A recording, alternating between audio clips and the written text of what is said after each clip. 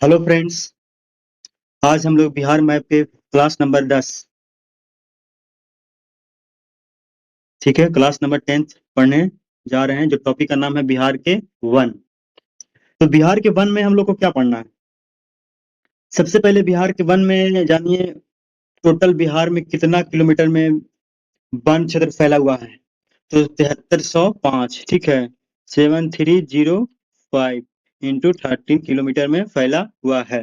तो 7305 किलोमीटर में फैला हुआ है, मतलब बिहार का जितना एरिया उसमें से 7305 किलोमीटर में फैला हुआ है वन, ठीक है। देखिए, वन दो प्रकार के होते हैं, जो आर्द्र पर्णपाती और शुष्क पर्णपाती। अच्छा, आर्द्र पर्णपाती और शुष्क पर्णपाती को कैसे डिवाइड किया गया आपको पता है?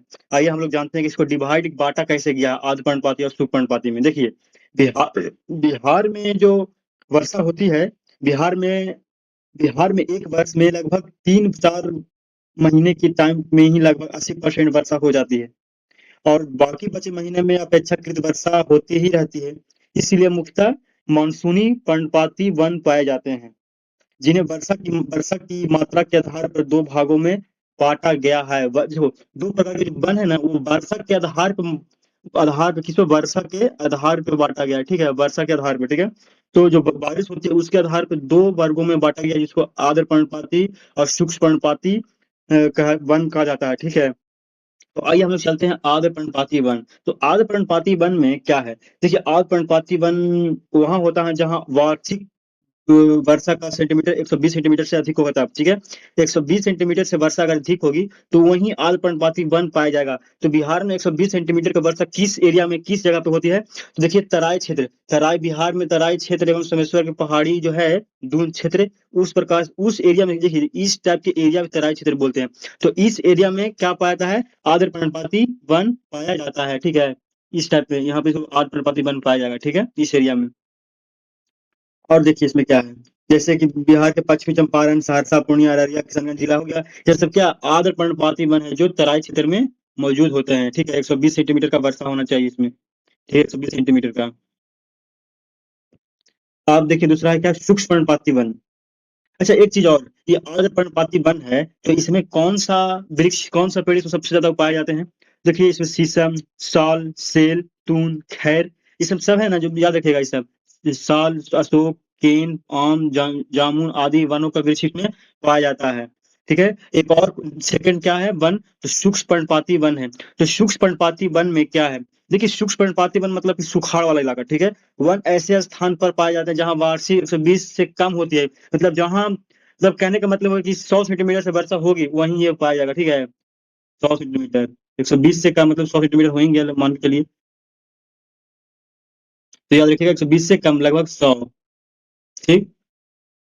जो बिहार में पूर्व मध्यवर्ती क्षेत्र एवं दक्षिणी पठार के पश्चिमी क्षेत्र में इस प्रकार के वन पाए जाते हैं। इन वनों में पाए जाने वाला वृक्षों की पत्तियां पतझड़ के मौसम में गिर जाती है, जैसे साल, बांस, खैर, अमलतास, महुआ आदि सब चीज इसमें पाया जाता है, याद रखिएगा। तुम आप लोग पेड़ का नाम जरूर याद रखिएगा। क्वेश्चन पूछेगा कि बांस किसमें पाया जाता है, मतलब कौन सा पर्णपाती में आता है, तो बांस है जो सूक्ष्म पर्णपाती वन में आता है, ठीक है। बांस हो गया, खैर हो गया, अमतलास हो गया, ताश हो गया, महुआ हो जाएगा, सब क्या है, सूक्ष्म पर्णपाती वन में पाया जाता है, ठीक है। देखिए, ये तो इतना तो समझ में आ गया कि कहाँ कहाँ वर्षा होती है, कहाँ कहाँ नहीं, मतलब सॉरी, वन कहाँ कहाँ पाया जाता है। तो इस इलाके में पाया जाता है क्या, आपको सूक्ष्म पर्णपाती वन पाया जाता है, ठीक है। तो सूक्ष्म पर्णपाती वन जैसे कि हो गया कैमूर, रोहतास, गया, औरंगाबाद, मुंगेर, शेखपुरा, बांका, ये सब याद रखिएगा। ये सब क्या सूक्ष्म पर्णपाती वन पाया जाता है, ठीक है। देखिए, सूक्ष्म पर्णपाती वन में सबसे ज्यादा वनावरण बिहार, सॉरी, आप लोग चलते हैं आर्द्र पर्णपाती वन पे। तो आर्द्र पर्णपाती वन में सबसे ज्यादा वनावरण किस जिला में है? तो ये पश्चिमी चंपारण जिला में, ठीक है, यहाँ आप लोग ध्यान दीजिएगा। तो पश्चिमी चंपारण में है, जो 904 किलोमीटर वर्ग में फैला हुआ है, ठीक है। आप लोग ध्यान दीजिएगा, सबसे अधिक वनावरण किसमें है पूरे बिहार में? तो सबसे अधिक वनावरण पूरे बिहार में है, जो सूक्ष्म पर्णपाती और आर्द्र पर्णपाती को मिलाकर सबसे ज्यादा कहाँ है? तो कैमूर में है। तो कैमूर में कौन सा वन पाया जाता है? तो सूक्ष्म पर्णपाती वन पाया जाता है, ठीक है, जो 1056 किलोमीटर वर्ग में फैला हुआ है, ठीक है। और सबसे कम कहाँ है? तो जहानाबाद में सबसे कम वनावरण है। कितना सबसे कम कहाँ है? बिहार में सबसे कम वनावरण किस जिले में है? तो जहानाबाद में सबसे कम जिला है। इतना ये आप चीज आप ध्यान रखिएगा, ये बहुत इंपॉर्टेंट क्वेश्चन है कि सबसे अधिक वनावरण कहाँ है पूरे बिहार में? तो कैमूर में। और सबसे कम कौन है? तो सबसे कम हो जाएगा आपके जहानाबाद में। अच्छा, अगर क्वेश्चन पूछ दे कि सिर्फ सिर्फ आर्द्र पर्णपाती वन में सबसे ज्यादा कौन सा जिला में है, तो आर्द्र पर्णपाती वन बोले का मतलब हो गया कि आपको पश्चिमी चंपारण में 904 किलोमीटर का फैला हुआ है। लेकिन अगर क्वेश्चन सीधे ये रहे कि बिहार में सबसे ज्यादा अधिक वर्ण वर्ण वाला वन पर्यावरण कहाँ है, तो कैमूर मारना है, हम लोग को मार देना है, ठीक है। सबसे, और परसेंटेज के हिसाब से जमुई में सबसे अधिक है, 69.60% सबसे अधिक है, ठीक है, परसेंटेज में। आप लोग इसे याद रखिएगा कि परसेंटेज सबसे ज्यादा कहाँ है, तो जम्मू में सबसे ज्यादा परसेंटेज है। अच्छा, एक क्वेश्चन आप लोग को छोड़ते हैं कि भारत में औपनिवेशिक भारत, क्या जिससे हम औपनिवेशिक भारत में प्रथम वन नीति कब आया था, तो 1894 में, ठीक है, 1894 में औपनिवेशिक आया था, ठीक है, 1894 में। ये औपनिवेशिक हो गया, ठीक है। और क्या स्वतंत्रता के बाद, तो स्वतंत्रता के बाद भारत वन नीति 1952 में आया था, ठीक है, 1952 में। स्वतंत्रता के बाद 1952 में आया था, ठीक है, आप लोग याद रखिएगा ये चीज। वनों के अत्यधिक विनाश एवं अन्य वन्य समस्या को देखते हुए 1988 में एक नई वन नीति बनाई, जिसका अनुसरण बिहार राज्य वन भी करती है।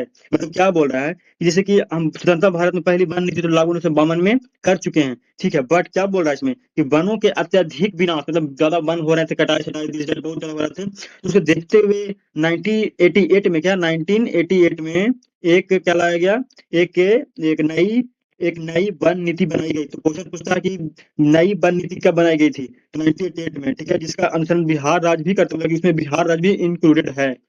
आप लोग ये सब चीज याद रखिएगा। इसका मुख्य उद्देश्य राज्य में वन क्षेत्र को बढ़ाकर 30% करना है। इसके बिहार में अनेक कदम उठाए जा रहे हैं, ठीक है, इस चीज को लेकर। बाकी फिर मिलेंगे अगले क्लास में। धन्यवाद।